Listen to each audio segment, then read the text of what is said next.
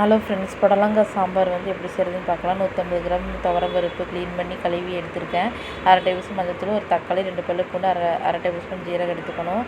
தேவையான தண்ணி ஊற்றி 1/2 டேபிள் ஸ்பூன் விளக்கெண்ணெய் ஊற்றி 1/2 டேபிள் ஸ்பூன் வந்து பெருங்காயத்தூள் ஆட் பண்ணியிருக்கேன். போட்டு 4 குக்கரில் விசில் மூடி வச்சு விசில் போட்டு 4 விசில் விடணும். அப்புறம் வந்து 1/2 டேபிள் ஸ்பூன் சாம்பார் தூள், 1/2 டேபிள் ஸ்பூன் மிளகாத்தூள், அப்புறம் புடலங்காய் இந்த மாதிரி கட் பண்ணியிருக்க க்ளீன் பண்ணி, அப்புறம் 5-6 சின்ன வெங்காயம் நீட்டமாக எடுத்துருக்கிறேன். ஒரு 2 சின்ன வெங்காயம் குட்டி குட்டியாக கட் பண்ணி 2 வரமிளகா கருவேப்பிலை எடுத்துருக்கேன். கடைசியில் தாளிச்சிட்டு இப்போ கடாய் வச்சு கடாய் ஹீட்டானதும் 1 டேபிள் ஸ்பூன் ஆயில் விட்டு இப்போ சின்ன வெங்காயத்தை போட்டு நல்லா கண்ணாடி போய் வதக்கினதுக்கப்புறம் காய் போட்டு நல்லா ஒரு 10 ஸ்மெல் போகிற வதக்கணும். ஃப்ரெண்ட்ஸ், இந்த சாம்பார் வந்து சாதம், இட்லி, தோசைக்கு நல்லாயிருக்கும். ஃப்ரெண்ட்ஸ், இந்த சேனல் பிடிச்சா லைக் பண்ணி கமெண்ட் சப்ஸ்கிரைப் பண்ணுங்கள். அப்புறம் வந்து பருப்பு வெந்துருச்சு, அந்த நல்லா வெந்துருச்சு. இந்த மசாலா போட்டு ஸ்டவ் சிம்மில் வச்சு நல்லா ஒரு வதக்கணும்.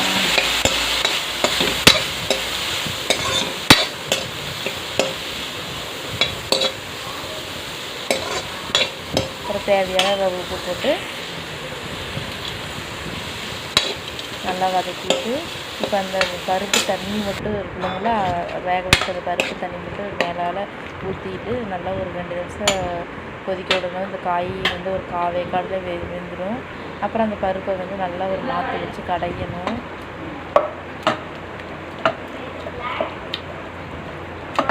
நல்லா குழைவாக நல்லா வெந்துடு நல்லாயிருக்கும், கெட்டியாக இருக்கும்.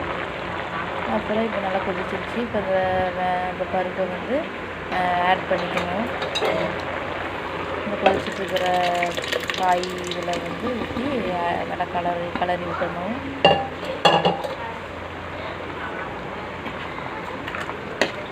இப்போ நம்ம உப்பு வந்து பார்த்து நீங்கள் கம்மியாக இருந்தால் ஆட் பண்ணிக்கோங்க, எப்படி தேவைக்களவா. நல்லா கொதிச்சிருச்சு. 2-3 நிமிஷம் நல்லா கொதிச்சிருச்சு. காய் ஒரு 3/4 வெந்துருச்சு. இப்போ புளி கரைச்சல் ஊற்றி நல்லா கொதிக்க விடணும். புளி வந்து ஒரு லெமன் சைஸ் அளவு புளி வந்து ஊற வச்சு கரைச்சி ஊற்றியாச்சு. நல்லா குழம்பு வெந்துருச்சு. கொத்தமல்லி தழை தூவி இறக்கிட்டேன். இப்போ வந்து கடாய் வச்சு ஒரு 1/2 டேபிள் ஸ்பூன் ஆயில் ஊற்றி, இப்போ கடுகு 1/2 டேபிள் ஸ்பூன் போட்டு வரமிளகா, சின்ன வெங்காயம், கருவேப்பிலை போட்டு நல்லா வதக்கிக்கணும். சின்ன வெங்காயம் நல்லா பொன்னிறாக நல்லா வதக்கிக்கணும்.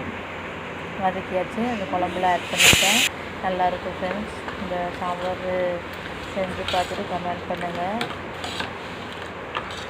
இந்த வீடியோ பிடிச்சிருந்தால் லைக் பண்ணுங்கள் ஃப்ரெண்ட்ஸ்.